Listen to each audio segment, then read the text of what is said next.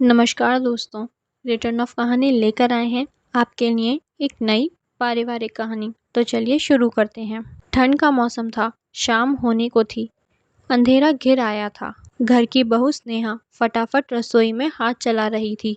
आज ननद नंदोई जी आने वाले थे। अब ननद नंदोई जी आ रहे हैं तो मौसी सास और मौसा जी भी भला आएंगे ही। वैसे भी अम्मा जी अपने मायके वालों को हर छोटे से छोटे काम में ज़रूर बुलाती हैं। हाँ, ये अलग बात है कि ससुराल वालों से वो 2 गज की नहीं, पूरे 2 किलोमीटर की दूरी रखना पसंद करती हैं। और यही हाल बहू के मायके वालों के साथ था। उन्हें तो बस खुद की बेटी और अपना मायका ही ज़्यादा अच्छा लगता था। आज वैसे तो कोई खास त्योहार नहीं था, ना ही घर में किसी की सालगिरह, पर अम्मा जी ने खास न्योता देकर अपनी बेटी और दामाद को बुलाया था, क्योंकि उन्हें लग रहा था कि उनकी बेटी दामाद को आए बहुत दिन हो गए हैं। हाँ, ये अलग बात है कि अभी 10 दिन पहले ही तो आकर गए थे। और वैसे भी कौन सा अम्मा जी को काम करना था। घर में बहू आने के बाद तो सास वैसे ही रिटायरमेंट ले लेती है। हाँ, पर ऑर्डर देना नहीं भूलती। तो इस कड़ाके की ठंड के अंदर अपनी बहू को लगा दिया काम पर। अब इतनी तेज ठंड हो और मूंग का हलवा और पकौड़ी ना बने, ऐसा थोड़ी ना हो सकता है। बस आज के मेन्यू में यही डिसाइड हुआ। साथ में 3 तरह की सब्जी और पूरी अलग। घर के 7 सदस्यों के अलावा मेहमानों को मिलाकर 13 लोगों का खाना बनाना था। इसलिए स्नेहा लगी हुई थी काम पर। मेहमानों के आने के पहले ज़्यादा से ज़्यादा काम कर लेना चाहती थी, क्योंकि मेहमानों के आने के बाद चाय पानी पकड़ाने का काम भी स्नेहा को ही करना था। मदद कराने भी कोई रसोई में नहीं आता था। जैसे तैसे सब्जियां और हलवा तैयार करके रखा ही था कि इतने में मेहमान आ गए। फटाफट गैस पर चाय का पानी चढ़ाया और ग्लास में पानी डालकर ट्रे में सजाकर मेहमानों के पास ले गई। पानी देखते ही ननद बोली, भाभी, आपको इतना भी नहीं पता, बाहर कड़ाके की ठंड है, पानी कौन पिएगा। आप तो फटाफट चाय ले आओ। अपनी बेटी की बात सुनकर अम्मा जी भी बोली, अरे इतना सुहूर तो खुद को ही होना चाहिए। पर इसे क्या पता कि आज बाहर कड़ाके की ठंड है। ये तो रसोई में आराम से काम कर रही है, इसे तो गर्माहट मिल रही है। हालत तो ठंड में हमारी खराब हो रही है। सुनकर एक बार तो स्नेहा को लगा कि जवाब दे दे कि अभी 10 दिन पहले भी ठंड थी, तब वो सीधा चाय लेकर आई थी। तो यही ननद थी जो उस दिन भी उसे सहूर सिखा रही थी। और यहाँ अम्मा जी कितनी बड़ी गलतफहमी में हैं कि कड़ाके की ठंड में बहू तो गर्माहट में काम कर रही है। अरे यहाँ पानी में हाथ देने में सबकी हालत खराब हो जाती है। यहाँ रसोई में काम करते करते कितने ढेरों बर्तन निकलते हैं, कितनी बार सब्जियां धोनी पड़ती हैं। क्या उन सब के लिए गीज़र लगा रखा है। खैर, अपनी बात को अपने मन में ही रखकर स्नेहा वापस रसोई में आई। फटाफट चाय बनाकर सबको चाय पकड़ा आई और रसोई में आकर फटाफट बड़े चूल्हे पर बड़ी कढ़ाई में तेल भरकर चढ़ा दिया। फटाफट पूरी और पकौड़े तलने लगी। पहले पुरुषों और बच्चों को बिठाया गया। अम्मा जी, मौसी जी और ननद मनुहार कर करके उन्हें खिलाने लगी।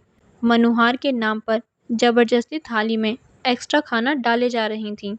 जब पुरुष और बच्चे खाना खाकर उठे तो थाली में काफ़ी झूठन पड़ा हुआ था। उसके बाद बैठी महिलाएं, लेकिन उन महिलाओं में घर की बहू का नाम नहीं था। अम्मा जी बड़ी मनुहार कर करके अपनी बेटी, बहन और भांजी को खाना परोस रही थीं। और फिर वही हुआ, इनकी थाली में भी जूठन पड़ा हुआ था। मौसा जी अपने परिवार के साथ खाना खाकर रवाना हो गए, पर ननद और नंदोई अभी भी वहीं थे। अभी स्नेहा का खाना बाकी था। इतने में अम्मा जी ने स्नेहा को आवाज़ लगाई, अरे बहू, थोड़ा खाना अपनी ननद के लिए भी बांध देना। कहाँ सास ससुर और देवर के लिए जाकर खाना बनाएगी। स्नेहा ने खाने के बर्तन खोल कर देखे तो खाना इतना बचा ही नहीं था। पर अब अम्मा जी बोल चुकी थी तो थोड़ा बहुत तो खाना पैक करना ही था। इसलिए थोड़ा थोड़ा अपने लिए निकाल कर बाकी का सामान उसने पैक कर दिया। इतने में अम्मा जी रसोई में आईं और पैक किए खाने को देखकर बोली, अरे इतना सा खाना ही पैक किया है, इससे तो सिर्फ 2 लोगों का पेट भरेगा, तुझे अंदाज़ा नहीं है क्या। या फिर पकवान अपने माँ बाप के लिए रख लिए हैं। अम्मा जी की बात सुनकर स्नेहा बोली, नहीं अम्मा जी, खाना इतना बचा ही नहीं, खत्म हो गया है। अरे इतने सारे लोगों का खाना बनाया था, खत्म कैसे हो गया? मेरे हाथों से तो कभी खत्म नहीं होता था। इतने में अम्मा जी की नज़र उस थाली पर पड़ी जिसमें स्नेहा ने अपने लिए थोड़ा थोड़ा खाना निकाल कर रख रखा था। उसे देखते ही अम्मा जी के माथे पर सिलवटें आ गईं और स्नेहा को डांटते हुए बोली, अलग से खाना क्यों निकाल रखा है? अम्मा जी, मैंने अभी तक खाना नहीं खाया है, तो मैंने अपने लिए खाना निकाल कर रख दिया है और बाकी का पैक कर दिया। तेरे बाप के घर से लाई थी जो खाना निकाल कर अलग रख दिया। अरे घर की बहू वो होती है जो अपने ससुराल वालों की इज्जत के लिए कुछ भी कर जाए। एक दिन दूध पीकर नहीं सो सकती थी? चुपचाप से खाना पैक कर दे। मैं बाहर बोल चुकी हूँ, अब तो ये खाना बिटिया के घर ही जाएगा। अम्मा जी की बात सुनकर स्नेहा हैरानी से अम्मा जी को देख रही थी। कोई औरत इतनी निष्ठुर कैसे हो सकती है? बेटी ससुराल जाकर खाना ना बनाए, उसे परेशानी ना हो, पर बहू की भूख से इन लोगों को कोई लेना देना नहीं था। स्नेहा देखती ही रह गई और अम्मा जी ने वो थाली भी साफ कर पैक करके दे दी। जब तक स्नेहा पूरी तरह से होश में आती, तब तक ननद रानी खाना लेकर जा चुकी थीं। पर स्नेहा उन लोगों में से नहीं थी जो चुपचाप रह जाए। बस उसने इस तरह के व्यवहार की उम्मीद नहीं की थी। घर के बाकी सदस्यों को तो पता भी नहीं था कि खाना खत्म हो चुका है। अम्मा जी तो थकावट का बहाना कर अपने कमरे में जाकर आराम करने लग गईं। अभी सब सोने की तैयारी कर ही रहे थे कि इतने में डोरबेल बजी। सब हैरान रह गए कि इस समय कौन आया होगा। खुद बाऊजी ने जाकर दरवाज़ा खोला तो सामने एक लड़का खड़ा था। उसने बाऊजी से कहा, मैं डिलीवरी बॉय हूँ, आपके घर से खाने का ऑर्डर था। उसकी बात सुनकर बाऊजी बोले, अरे तुम्हें कोई गलतफहमी हुई होगी, वैसे हमारे घर से तो कोई ऑर्डर नहीं किया है।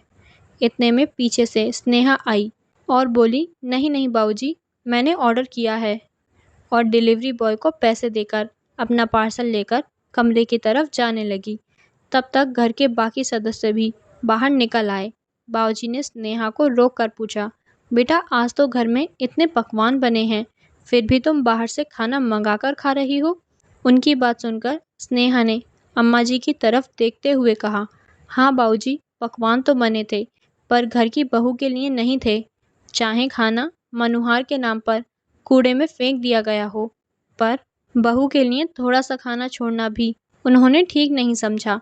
अपनी इज्जत के नाम पर बहू को दूध पीकर सोने के लिए कहा जा रहा है, पर मैं समझौता करने वालों में से तो हूँ नहीं। मुझे भूखे पेट नींद नहीं आती और दूध से मेरी भूख नहीं मिटती। रात के 11 बज रहे हैं और दोपहर से इतनी मेहनत करते करते मैं थक चुकी हूँ, इसलिए अपने लिए खाना ऑर्डर कर लिया, कहकर स्नेहा अपने कमरे में जाकर खाना खाने लगी। पीछे से बाऊजी अम्मा जी को लताड़ रहे थे, आज के बाद मेहमान बुलाने से पहले सोच लेना, मनुहार और बर्बादी का फ़र्क नहीं पता तुम्हें? खाना पेट भरने के लिए है, फेंकने के लिए नहीं। इतना खाना तुमने मनुहार के नाम पर बर्बाद कर दिया, ऊपर से बेटी को ससुराल जाकर खाना ना बनाना पड़े, इसलिए बहू के हिस्से का खाना भी उसके लिए पैक कर दिया। अपनी बेटी के लिए खाना पैक करना ज़रूरी था क्या? जो खाना बना रही थी उसके लिए ही खाना नहीं बचा। खबरदार, आज के बाद मैंने सुना कि बहू के लिए घर में खाना ही नहीं बचा। बाऊजी के गुस्से के आगे अम्मा जी कुछ बोल ही नहीं पाईं। वो दिन था और आज का दिन है, जब भी घर में मेहमान आते हैं तो खुद बाऊजी रसोई में आकर ज़रूर चेक करते हैं कि बहू के लिए खाना बचा है या नहीं। साथ ही साथ मनुहार के नाम पर खाना कूड़े में ना फेंकने देते। दोस्तों, सासू माँ ने स्नेहा के साथ अच्छा नहीं किया। जो खाना बचा था वो खाना बहू को खाने देना चाहिए था। इस कहानी के बारे में आपका क्या विचार है, हमें कमेंट करके ज़रूर बताएं। और साथ ही कहानी अच्छी लगी हो तो लाइक कीजिए और चैनल को सब्सक्राइब करना ना भूलिएगा। धन्यवाद।